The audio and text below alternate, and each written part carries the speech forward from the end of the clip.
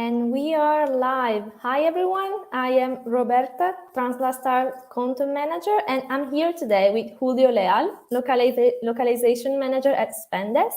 Hi, Julio. How are you? Hey, Roberta. I'm very well, thank you. How are yourself? I'm good. I'm good. So we're here today to unlock the secrets of localization management. But before we start, please remember to drop your questions in the chat if you want to ask Julio anything. And please remember that this interview will be recorded, so you can also catch up on it later. So, are you ready, Julio? I am ready. Okay, so let's get started. First things first, what is localization? What is a localization manager, and what does a normal day in your professional life look like? Okay, so there is a simple answer and a more complex answer to that question. So the simple answer is the localization manager is the person responsible for translation and localization within the company. So that's the short answer. The more complex answer is that depending on the maturity level of the company, your role may be very different from one company to another. So the localization manager can be responsible for setting up the processes and the strategy within the company when there is nothing. And in more evolved companies, a localization manager is responsible for managing all the different teams within the localization department, hiring people, creating stakeholder management relationships. So there is not an easy answer for that. As I said, it pretty much depends on where the company is on the localization maturity level. Mhm. And what about your normal day in your life? You mentioned that you were attending a Chat GTP event. So is it part of your I don't know CPD in some way? Yeah, in a way it is. I think that as a localization manager, and for any role these days, you need to be on top of everything, making sure that you are aware of the latest trends in the industry.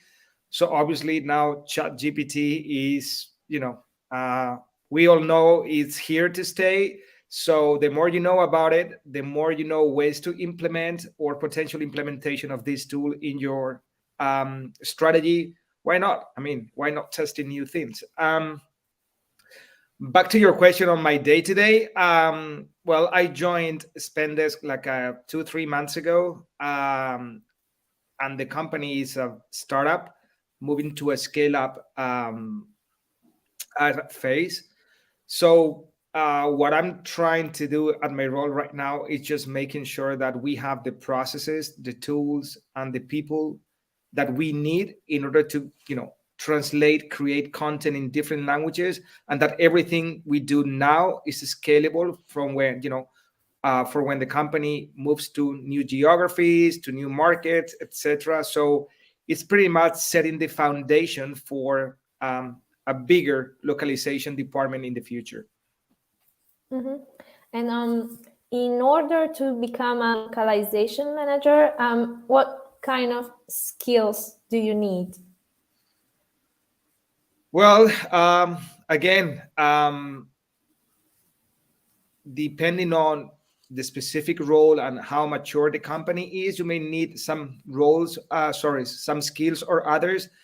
But the common are, stakeholder management, because the translation is always in the middle of everything: product, marketing, legal, communication. So all these teams go to the translation team for help.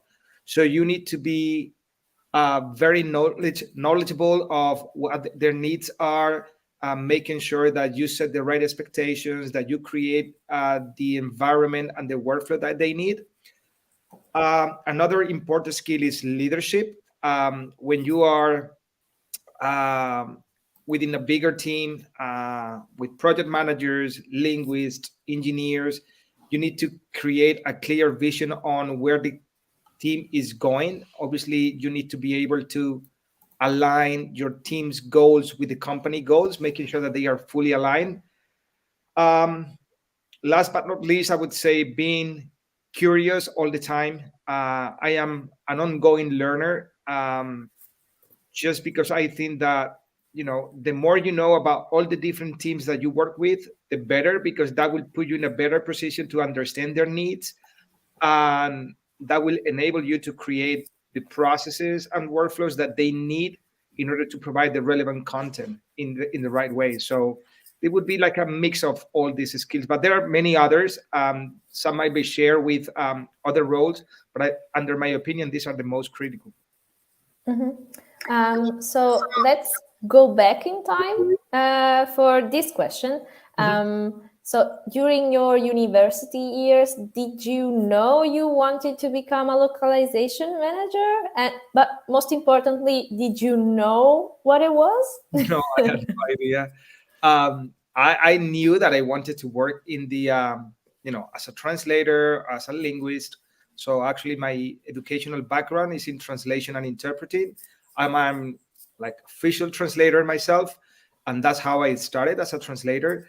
Um, but obviously, you never know. You know that that's your starting point, but as you start working in a translation agency or start, talking with other colleagues, you need to you start to know that there are other roles out there, because I don't know these days, but in my time, things like a translation project manager, or I don't know, or a localization engineer, these were roles that you were never aware of, and nobody told you about them. You only knew about these roles being there when you were, kind of in the industry. And I did a little background check. So I know that you started out as a project manager and later became a senior project manager.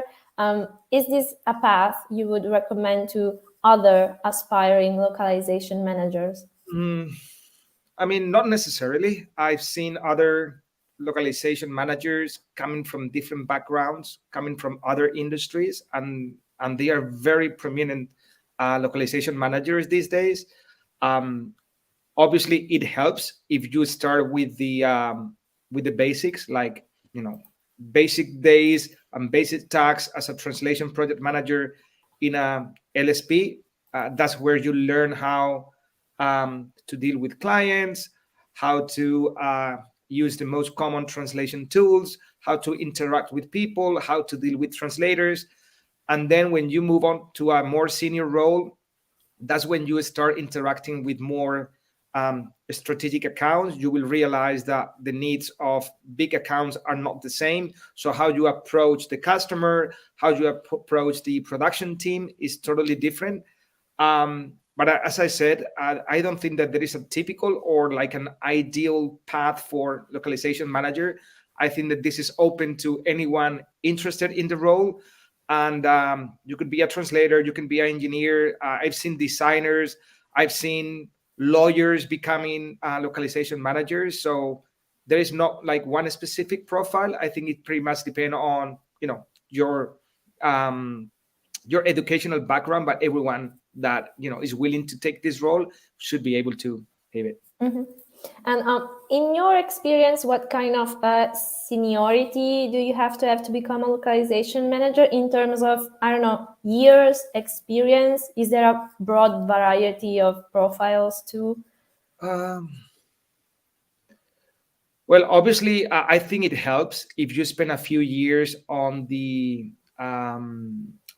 LSP side, because at least from my perspective, having this LSP experience gave me the insights on what an LSP can provide, how realistic the request from a customer can be. So, being on both sides um, of the workflow, that helps you create like realistic conversations, realistic deadlines on both sides. You can communicate clearly what both parts need, and you can have more honest conversations, like, okay, what's realistic, what's not. So I think it really helps to have a few years of experience on the LSP side, even as a translator, because if you are a localization manager, you can just walk on the shoes of the translator, the translation manager, the LSP itself, etc. I think that the more experience you have, the better. But I don't think that there is like a minimum. Um, and now these days, with all the information and all the educational possibilities that you have out there, um, I don't think that there is like a minimum threshold to become a localization manager. Mhm. So we have a couple of questions in the chat. I'll Mhm. share them with you. So there's one from Enoch that asks, why must companies need to employ or give work to localization managers who found in the country of the project? Why do they not trust other people who can work remotely from other countries? This is a great question for you, I think. Uh, well, I have to be honest with you. I've been working remotely since 2010, so way before the pandemics. Um, I cannot personally talk about why some companies do this. I know that some companies can only hire local people just because of local regulations, just because they don't have either legal entities in certain countries. And not all companies are willing to create a remote workforce just because maybe is not in their DNA. um, but obviously, it really helps if you are based in the same country as the company, if they are looking for a localization manager. But I can tell you myself that I've been also rejected for jobs just because I was not based on, you know, on where the company was based. But personally speaking, right now I'm working for a French company and I'm working remotely from Spain. So yeah, it's always an option. So keep hanging there. Okay, and I have another question that maybe you don't have the answer for, but maybe someone else has it. Does Spendesk offer internship in localization for students or graduates? No, and that's just because the localization program is very new. That doesn't mean that it will not be the case in the future, and I would love, because I think that that creates a very good environment, and I think it's a win-win situation both for the company as the student. um, right now there is no internship programs for localization, but that doesn't mean that it cannot happen in the future. Mm-hmm. So I will go back to my questions, and I want to ask a personal question. Let's see what you answer. Was there anything that scared you about this job at first? Well, everything. So obviously, when you move from being a translation project manager and you get your first role as a localization manager, um, the truth is that you get this typical imposter syndrome. You are like, wow, I'm surrounded by so much, so much clever people. I don't know what they're talking about. I will just pretend I know what they're talking about. And I think that we've all been through that. Um, but I truly believe that this situation of being in a very uncomfortable situation is what makes you grow. And I know that this sounds like very typical sentence that everyone will tell you, but it's 100% true. When you go to your day-to-day work and you know what you're going to be doing next, how do you do it, etc., you are in your comfort zone, so there is no room for growth.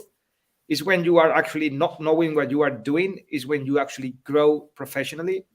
So in my first role, I was working for SAP as a localization manager for marketing content within Europe. And I was just surrounded by marketing people. And they were talking about marketing campaigns. They were talking about, conversion rates, a lot of marketing jargon. And it was up to me to be up to date with everything they were talking about. So I tried to learn as much as possible. I had always asking a lot of questions to my colleagues. One of the things that I always recommend is asking questions. Don't be afraid to ask questions. Don't be afraid to feel like you are the fool in the room, because you are not. You are just being curious and you want to know. Do not pretend you have all the answers. Just be honest with yourself and the room, and ask questions when you don't know and you don't understand things clearly. Mhm. So you are a kind of fake it until you make it guy in some way. Exactly. Okay. So, as a localization manager, you have worked for a variety of companies, from software companies to home decor companies. How did you approach this change in your professional life?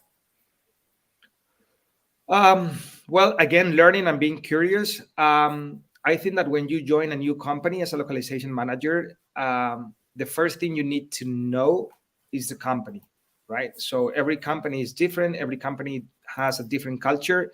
So I think that the first stage when you join a new company is understanding the company.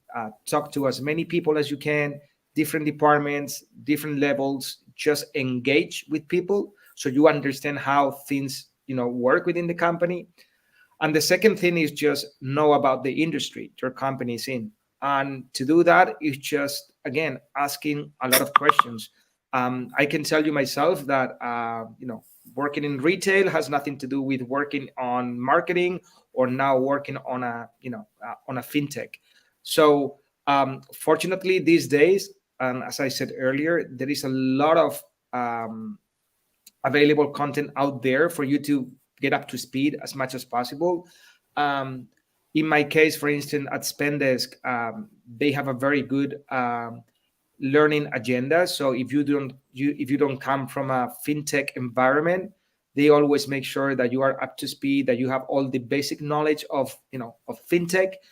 And for retail, it was just about understanding what is the business model of the company, how they make money, so you actually understand where your team fits in and how you can actually make the company grow. Because the ultimate goal of you being hired is just making the company make more money. So just see where you fit within this whole business model.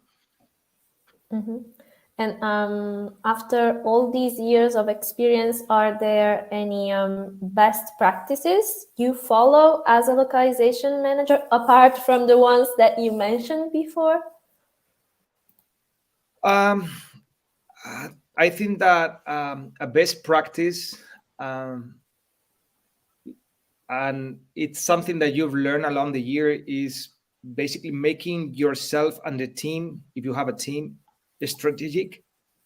So rather than seeing the translation department or the localization department as um, a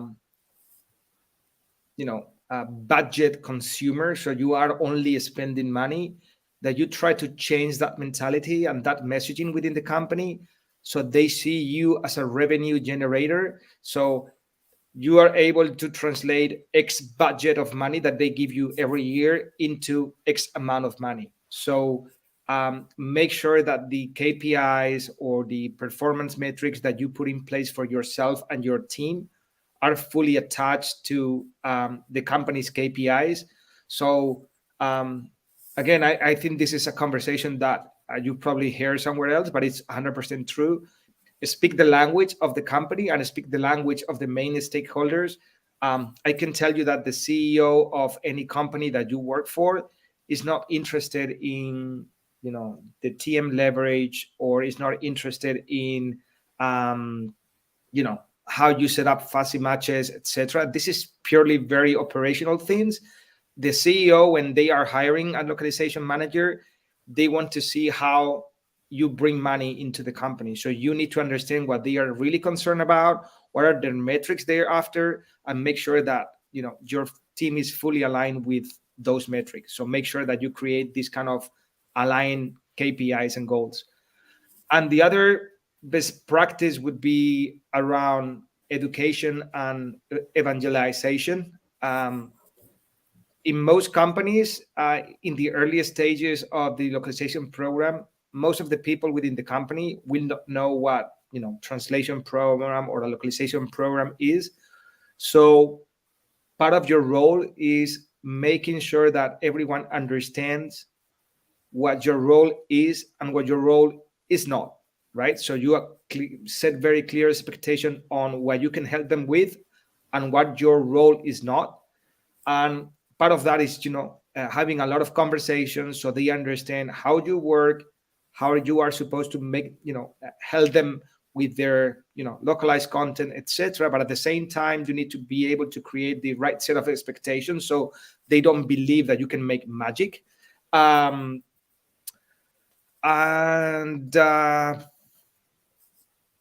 Probably the last best practice would be, as we discussed earlier, making sure that you are always on top of the industry trends.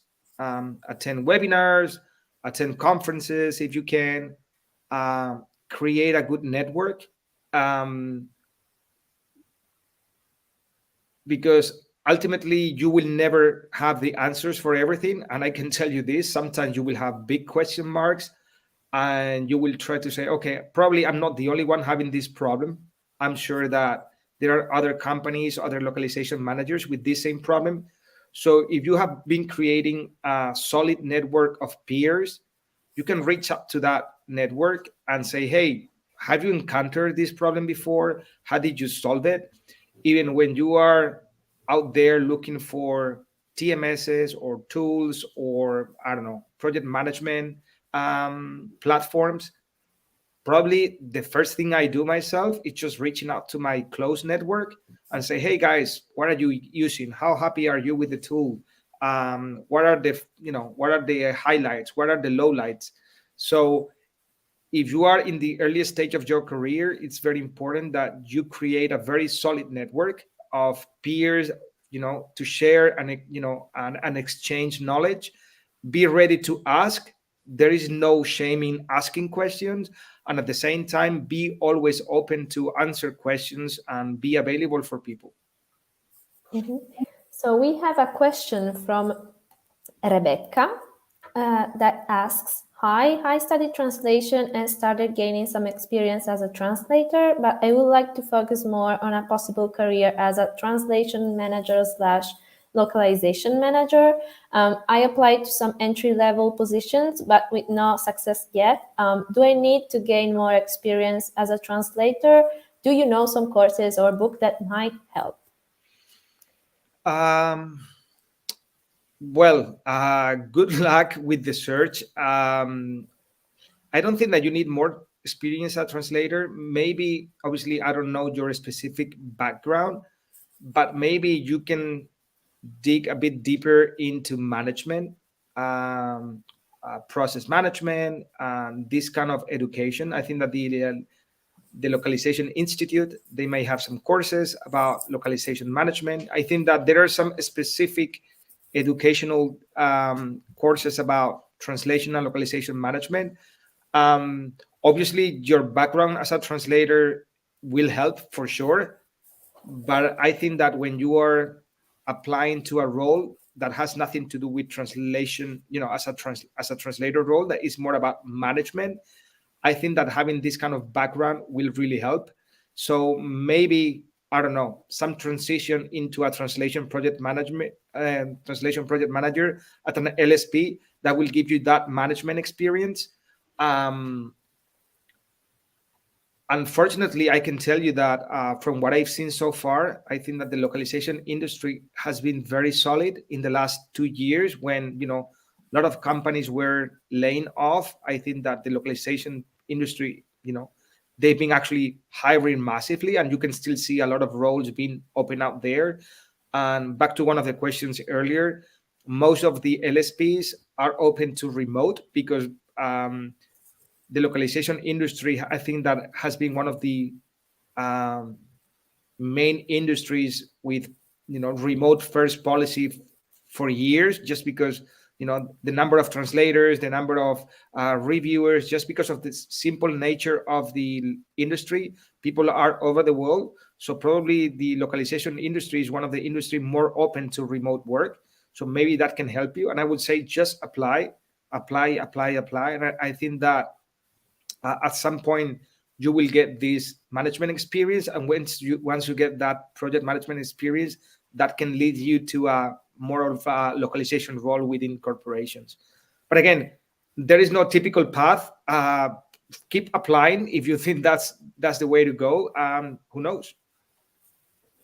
Okay, I will take one last question, and then our time with Julio is up. We have this great question by Diego that asks, what are the essential tools a localization managers should master in the current market? And would you say this career is more communication or technical oriented? The essential tools a localization manager should master.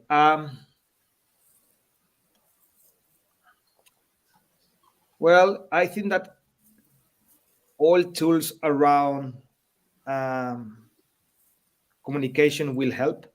Um, and I'm not talking about specific project management. I'm talking about more strategic role. Um, just know that you will be the ambassador of the translation department within the company. So you have to have very clear communication skills. Sometimes you will have very limited time to communicate what your team does. So any skills or tools around localization, about communication are very critical. Um, I can tell you that in my role as head of localization at Siena, I can tell you that probably Excel and PowerPoint, they were my main tools, just because I was just putting some numbers together and then putting those numbers into slide for presentation. Um, so as I said, it pretty much depends on how mature the company is. So depending on where you are in that maturity level, you might need one tool or another. So for instance, right now I have to be dealing with the translation management system. I have to be dealing with presentation tools, um, doing a lot of writing, because you need to create a lot of knowledge base about where the company needs to go in terms of localization. Would you say this career is more communication or technical oriented? Um, yes and no. Because honestly, I, as a localization manager, you don't have all the answers for all the questions. So there are specific things about the engineering part that I don't get myself. Those are engineering jobs. So as a localization manager, you need to be able to identify the gaps. So you need to know what's needed and when that is needed. That doesn't mean that you will eventually do the job. So you need to know when you will need an engineer. You will need to know when you need someone to put a LQA process in place to make sure that you can measure quality. But you don't really need to know the specific of the LQA, or you don't really need to know how the engineer is doing that work. So it's a little bit of everything, to be honest. Mm-hmm. So this was our last question. So it's my time to say a big thank you to Julio, who has been such a nice interviewee today with us. So thank you so much for your time and attention and knowledge. Thank you so much, Roberta, for having me. And thank you, everyone, today. Thank you. And have a super nice evening. We hope to see you again soon. Thank you. Ciao, ciao.